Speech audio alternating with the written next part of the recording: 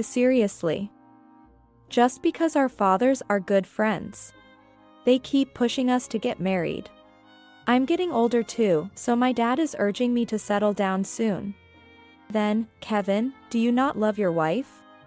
Of course not. Such an older woman. I'm just marrying her for appearances. The only one I love is you, Lisa. I felt a chill run down my spine during this conversation. This is Kevin's true nature. And this woman, Lisa, who exactly is she? To think she would do something like this with a husband who has a wedding tomorrow. I wanted to confront them right away, but I paused to think.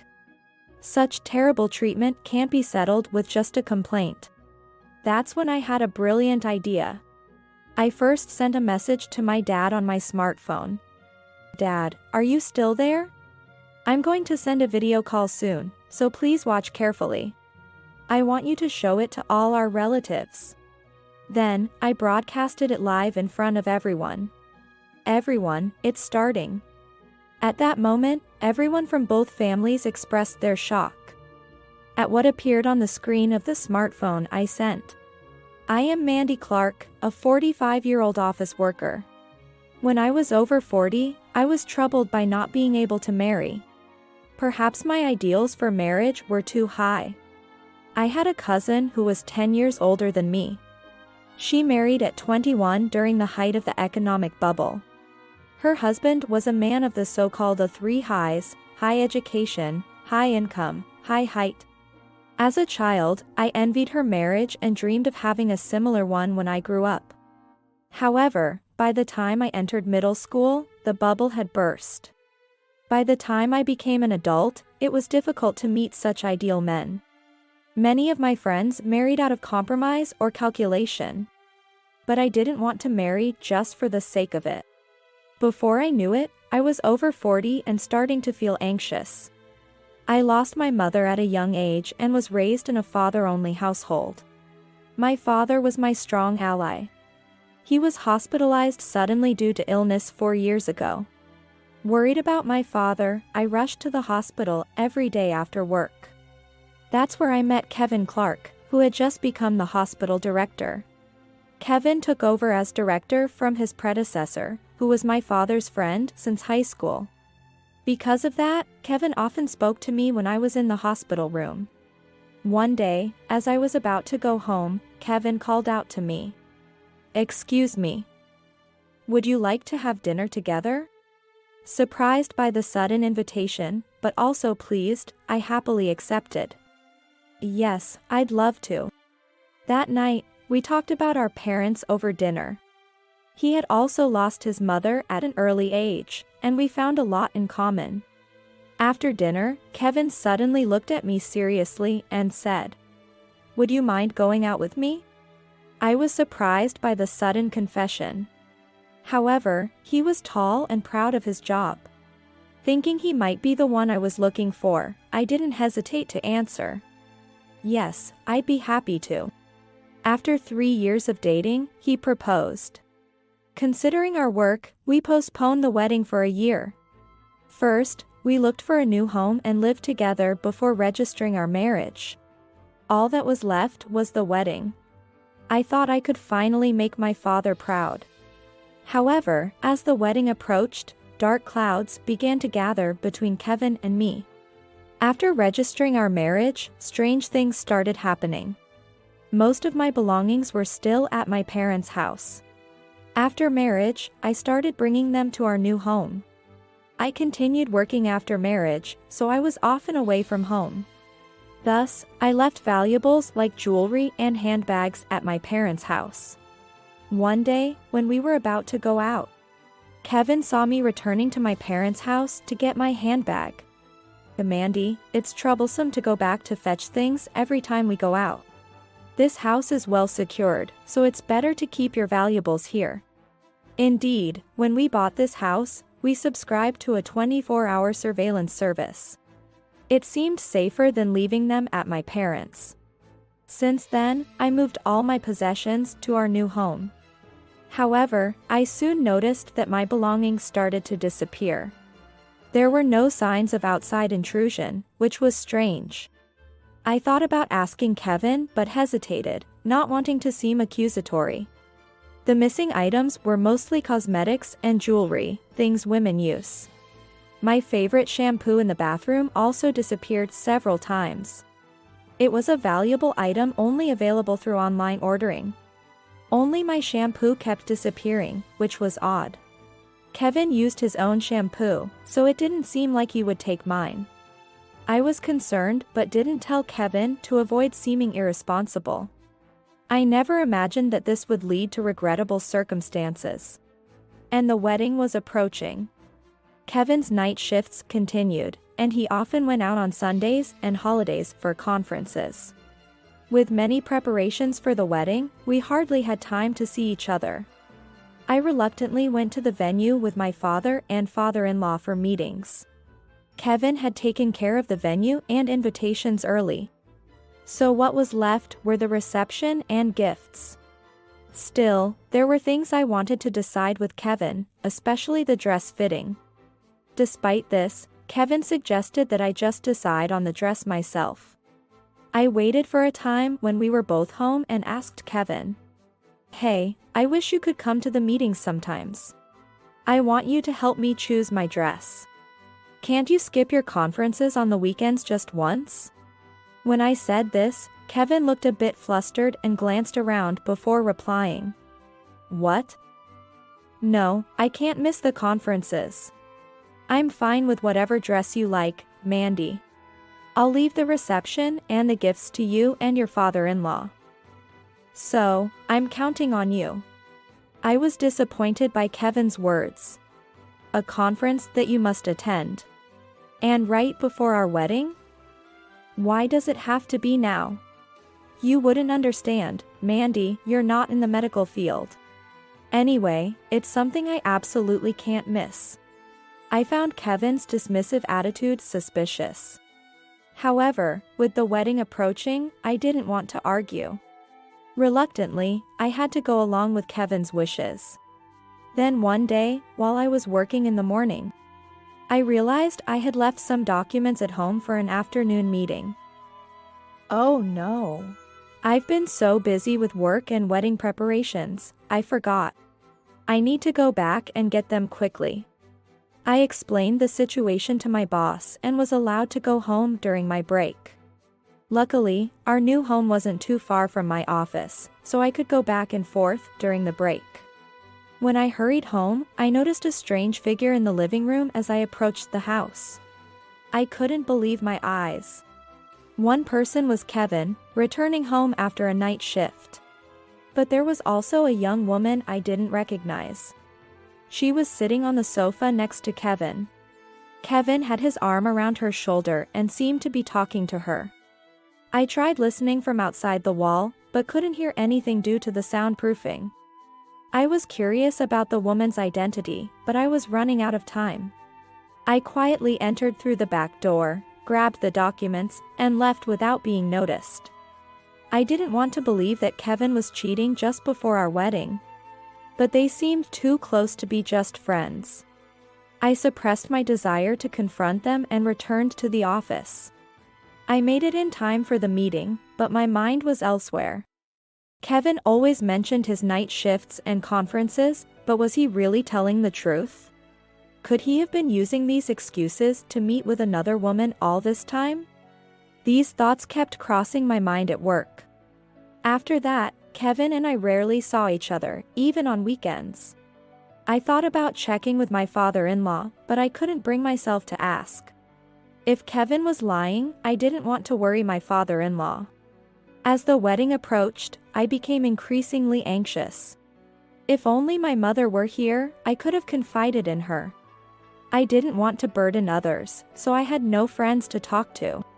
All my friends who were attending the wedding were happy for me.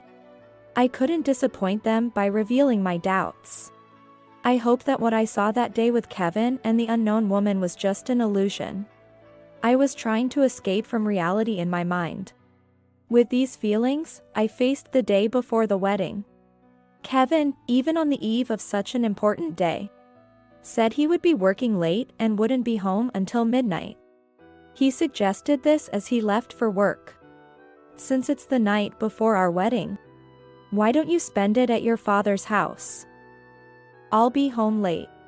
Feeling restless at home, I decided to take his advice and spend the night at my parents' house. I timed my arrival with my father's return from work. When I got there, my father greeted me at the door. "Mandy, you're back. Actually, we're having a celebration with both families tonight. So, I invited everyone here." I was surprised, as I hadn't heard anything about it. As I entered, everyone clapped and greeted me. "Congratulations, Mandy." "Oh, thank you." I thanked them, feeling a bit shy. I joined the celebration for a while, receiving everyone's blessings. But I thought it best to rest early for tomorrow. After having just one drink, I returned home. Feeling mentally exhausted, I was suddenly overcome with sleepiness. Deciding to take a bath in the morning, I went straight to bed upstairs. I fell asleep around 8 p.m. and woke up in the middle of the night. It was just after 11 p.m. Since I was wide awake, I thought of taking a bath. As I got up from bed and headed downstairs, I heard some noises from the bathroom. I thought Kevin might be taking a bath, but I also heard a woman's voice. Could it be that Kevin and the young woman from the living room were together again? Feeling anxious, I quietly peeked into the bathroom. There, I saw Kevin and the same woman from the other day. They were about to get into the bathtub together. It seemed clear she was his affair partner. And then, Kevin said something shocking. "Seriously? Just because our fathers are good friends, they keep pushing us to get married. I'm getting older too, so my dad is urging me to settle down soon." "Then, Kevin, do you not love your wife?" "Of course not. Such an older woman. I'm just marrying her for appearances. The only one I love is you, Lisa." I felt a chill run down my spine during this conversation. This is Kevin's true nature. And this woman, Lisa, who exactly is she? To think she would do something like this with a husband who has a wedding tomorrow. And without any remorse, she said something odd. "But Kevin, you're amazing. Building such a big house and buying me nice things." Well, my dad did contribute a bit to this house. And Mandy earns enough to buy her own stuff. Such women don't need to be supported. That's why I can buy you an apartment. Yay! I'm so happy. But won't your wife find out? No need to worry. She hasn't even noticed that her jewelry and stuff are missing. Oh, I took those, but they were in such an old lady's taste, so unfashionable. So, I just sold them all. So, the missing belongings were indeed Kevin's doing. And he had given them to his mistress, unforgivable. I felt my clenched fists trembling with rage. Then Lisa picked up my shampoo and said, "This shampoo is really good, isn't it? I'll take it home again today." Why not? She's always shopping online anyway. If she runs out of that shampoo, she'll just order more. So, Lisa was the one taking my frequently missing shampoo. It was as if she thought everything in this house was hers. But more than that, my heart felt torn apart. With the wedding right around the corner, and to be betrayed like this by Kevin. I wanted to storm into the bathroom right then and scold them, but I thought better of it. Just complaining wouldn't be enough for such awful treatment. That's when I had a great idea.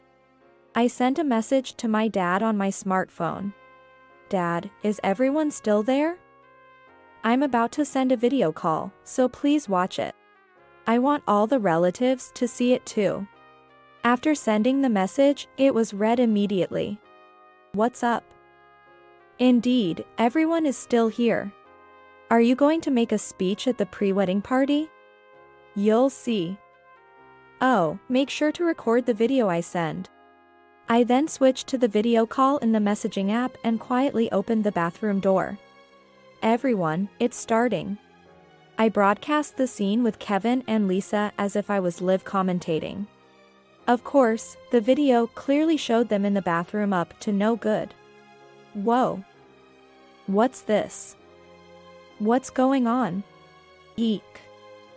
Stop it, will you? The two panicked at the sudden event. Ignoring them, I continued my commentary. Everyone, look. The groom-to-be, who is supposed to have a wedding tomorrow, is in the bath with a young lady. I could hear the murmurs and screams from my relatives at home through the call. Someone even screamed in shock. My father-in-law shouted as he watched the video. What is this? I continued, feeling sorry for shocking my father-in-law. And who might this be with Kevin?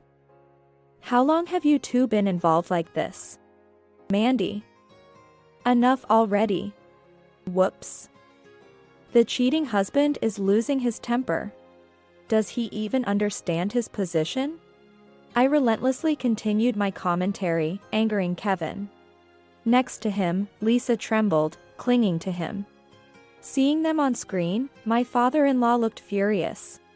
Then, seizing the phone from my dad, he stared intently at the screen. Kevin, what are you doing at a time like this? And the woman with you, isn't that our nurse, Lisa? Turns out, Lisa was a nurse working at Kevin's hospital. I continued the commentary, pretending to be calm. Oh? An unexpected revelation. The mistress is actually the subordinate of the groom, Kevin. Mandy, that's enough, I understand.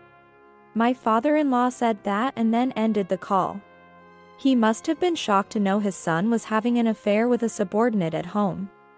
I felt regretful for causing my father-in-law such distress. I was distraught after witnessing Kevin's infidelity. Hanging my head in regret, Kevin taunted me. See? You made Dad angry. How are you going to fix this? You've ruined my reputation as the successor of the hospital. If anything happens, you're responsible.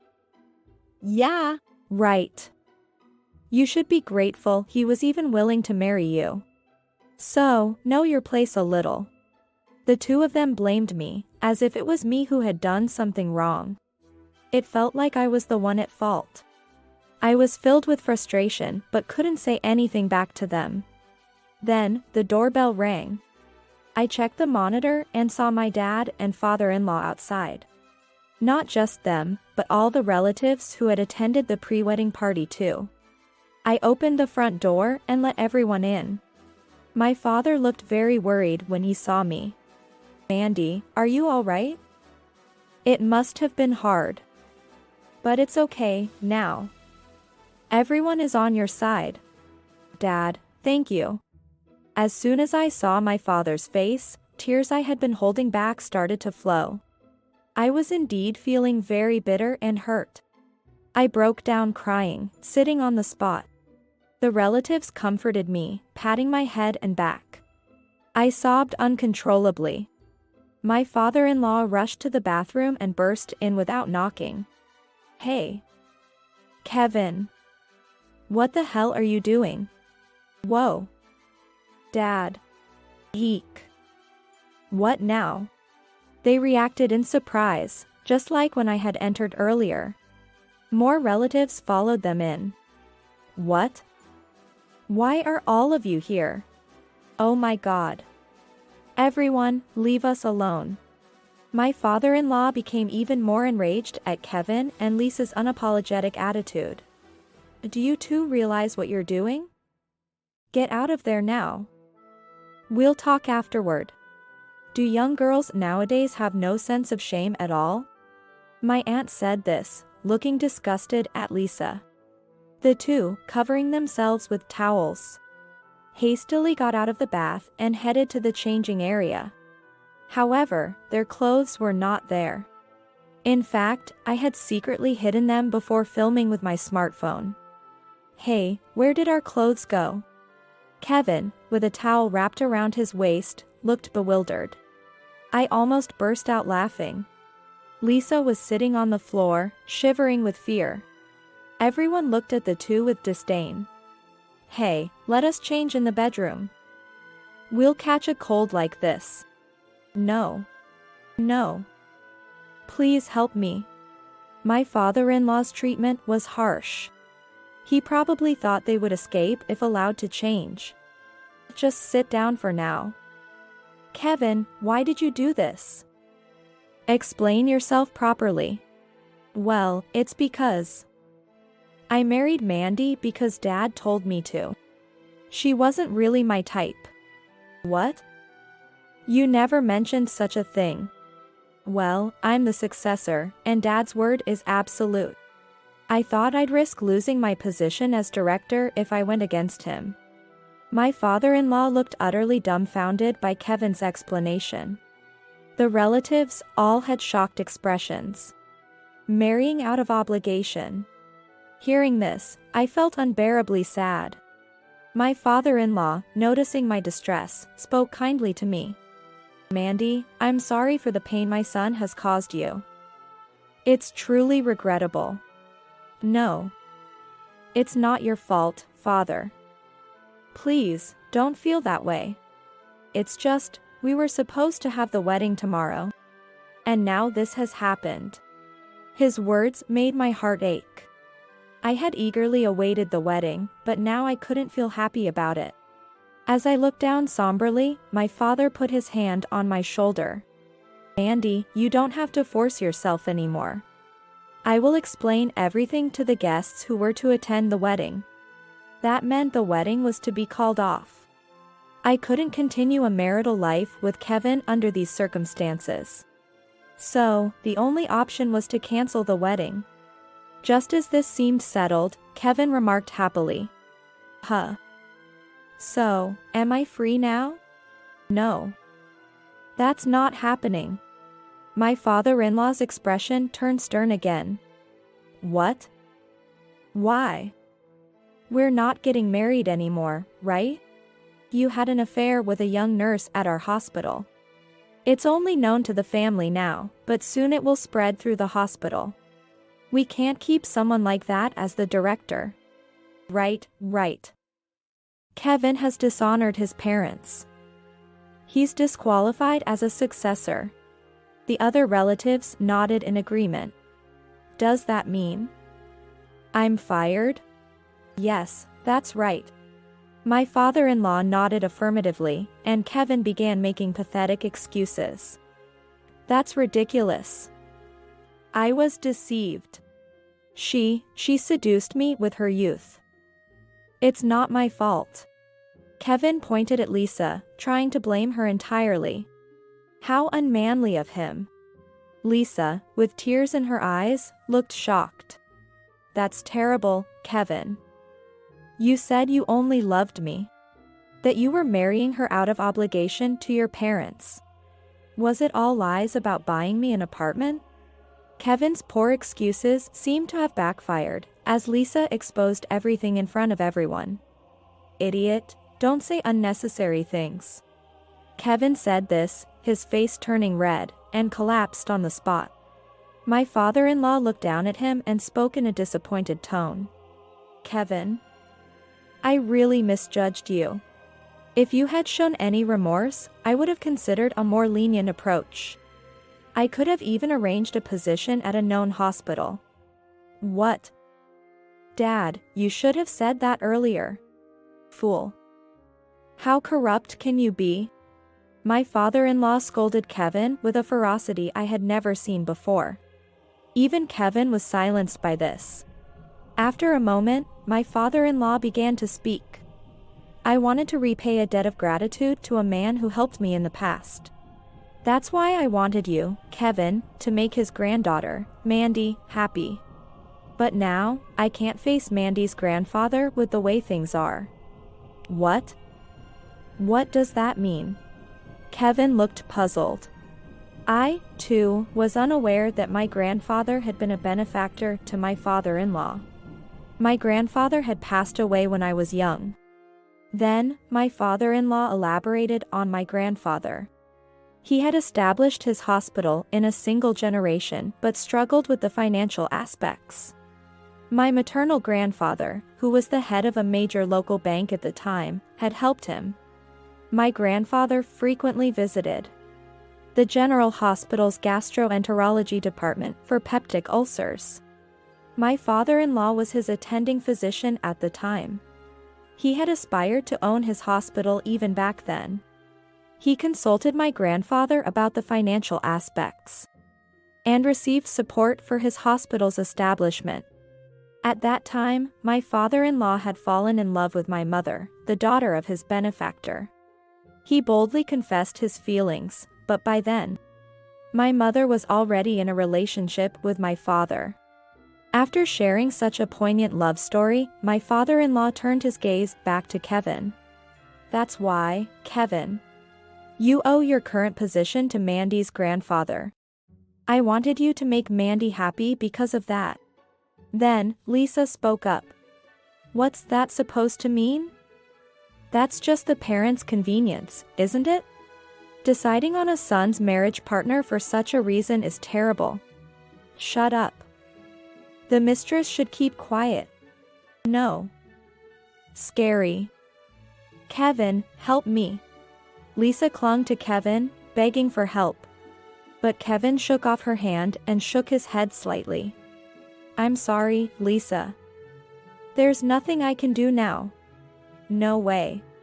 As Lisa sobbed, my father-in-law addressed her. That's the situation. Unfortunately, Lisa, you'll have to leave the hospital. What? That's so unfair. It can't be helped. Your actions could jeopardize the hospital's reputation. Lisa was completely intimidated by his words. Seeing this, I decided to deliver the final blow. While we're on the subject, I'll be demanding compensation from you. Even if you refuse, we have evidence. No way. I've lost my job. And I bought a lot of household items expecting Kevin to buy me an apartment. But that promise is gone too. All that's left is the loan repayment. What am I supposed to do now? Well, that's your own fault for messing with someone else's husband. Consider it a penalty and give up on it. As I retorted, Lisa burst into loud tears. Unconcerned, I also nailed Kevin. By the way, Kevin, I'll be expecting compensation from you as well. And bring the divorce papers tomorrow for your signature. Exactly. I also can't forgive you for betraying Mandy, the granddaughter of my benefactor. Not just from the hospital, but I want you out of our family as well. In other words, you're disowned. Voices from around us echoed, that's right, that's right. Kevin and Lisa slumped down, defeated. After submitting the divorce papers, my divorce from Kevin was finalized. The new house, though difficult to sell, eventually found a buyer at less than half the original price. It was a custom-built house with unique specifications. Of course, the proceeds from the sale went to me as part of the divorce settlement. Kevin lost his wife and all his assets. Cut off by his parents, he couldn't return home. He struggled to find a new job while living alone. I knew about this because our fathers still kept in touch. According to my father, every time he met my ex-father-in-law, he would complain about Kevin. Even now, disowned, Kevin would repeatedly show up at his parents' house, begging for forgiveness at the front door. Of course, my ex-father-in-law wouldn't let him in. And then I heard through the grapevine that Lisa had gone to Kevin's place. She was still upset about not getting the promised apartment. She would nag him, hurry up and get back to being a doctor so you can spoil me with luxury. Kevin, fed up, even called me. Mandy, I was wrong to be deceived by a younger woman. I won't cheat ever again, let's get back together. He pleaded with tears, but I replied back in a similar tone. I was wrong to be deceived by your status. So, I'll stop choosing men based on their job or looks. Let's each live our own lives. So, goodbye. Hey, wait. Before he could finish, I hung up and immediately blocked his number.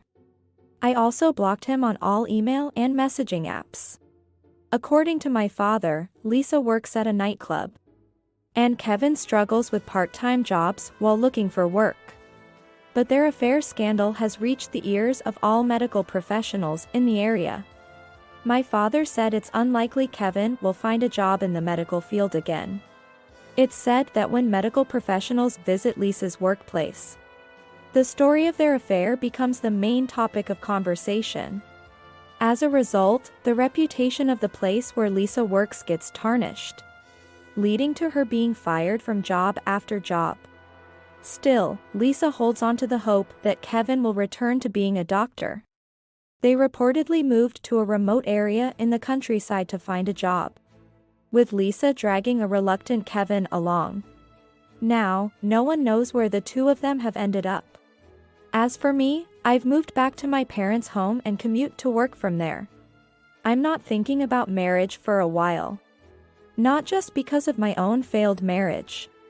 It turns out my cousin, who I thought had an ideal marriage, recently went through a late-in-life divorce. However, she seems to be preparing gradually for independence. Now, she appears to be thriving, enjoying her work and hobbies. So, I've decided to enjoy my time being single for a while. That was until one day, a male colleague from the same department approached me. "I heard you've been through a lot recently?" Well, it's kind of like a war story. My divorce scandal had become a well-known story at the office. Although slightly embarrassed, I always responded with a smile when asked about it. Then, David Parker, with a serious expression, said to me, "Actually, I've been interested in you since I transferred here. But you were engaged, so I gave up on the idea." He then asked me out for lunch during break time. David, 2 years younger than me, transferred to our company 3 years ago. Since then, we've been working in the same department. I hadn't been particularly conscious of him, but he was always kind. He would subtly support me whenever I made a mistake. Maybe someone like David is the ideal partner for me. I thought I wouldn't consider marriage for a while. But perhaps a good person was closer than I thought. It seems I had completely overlooked that until now. Everyone experiences failure once or twice. Thinking about it that way, I've started to consider this opportunity more positively. I'm already in my mid-40s, but age doesn't matter when it comes to happiness. After all, life only happens once.